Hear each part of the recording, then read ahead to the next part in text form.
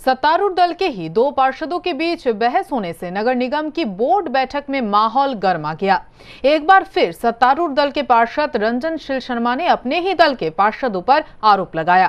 शनिवार को नगर निगम की बोर्ड बैठक में जब विपक्षी दल की पार्षद मौसमी हाजरा ने मेयर परिषद मानिक दे के विरुद्ध आरोप लगाया, तो सत्तारूढ़ दल के पार्षद रंजन शील शर्मा ने भी उनके सुर में सुर मिलाया। इस दौरान मासिक बोर्ड बैठक में माहौल गर्मा गया था।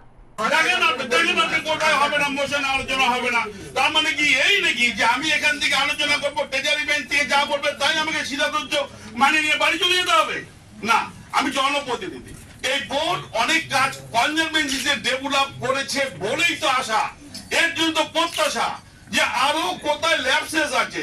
তার মানে এই নয় যে 60 মাস আমরা থাকবো বাস্তব সত্য 27 সাল অবধি, এবং কনজারভেন্সিতে ডেভেলপ করেছে এটাও বাস্তব সত্য।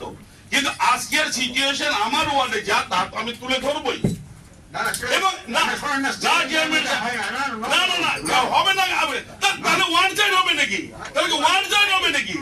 ওয়ান সাইড হবে নাকি? তাহলে না ট্রেজারি ব্যাংকে উত্তর দিল, যা দিল ভুল তথ্য দিচ্ছে। কেন মানবো আমি?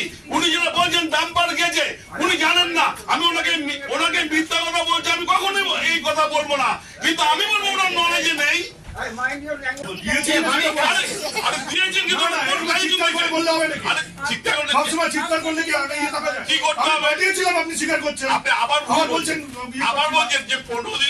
আপনাকে বলেন নলেজে আনলে নিয়ে আসবেন। আপনার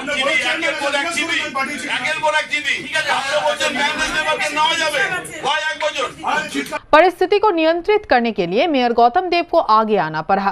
उन्होंने मेयर परिषद सदस्य मानिक दे का बचाव किया।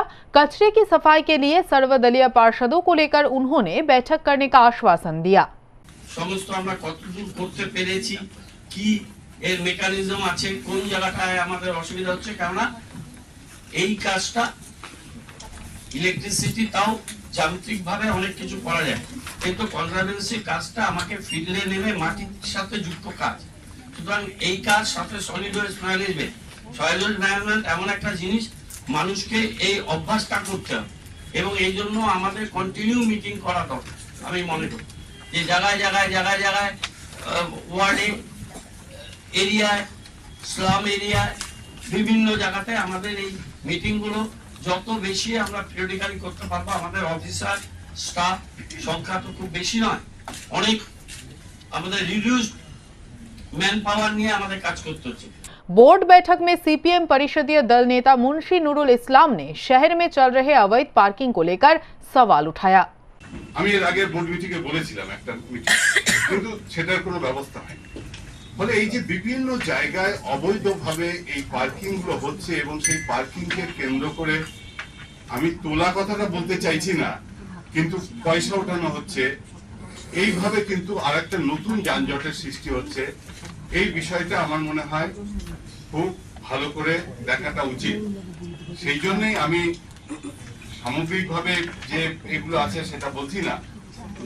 আর এইগুলোকে কেন্দ্র করে যে পার্কিং ফি এর নাম করে যেটা তোলা হচ্ছে, এই যে দেখবেন প্রধাননগরের 2 নম্বর ওয়ার্ডে যেটা নর্থ বেঙ্গল ক্লিনিকের রাস্তা, সেখানে পার্কিং আমি এর আগে বলেছিলাম, তো বললেন ওখানে আমরা পার্কিং তুলে দিচ্ছি। কিন্তু ব্যাপারটা হচ্ছে দুপাশে প্রচুর ওই নার্সিং হোম আছে, সমস্ত গাড়িগুলো এসে ওখানে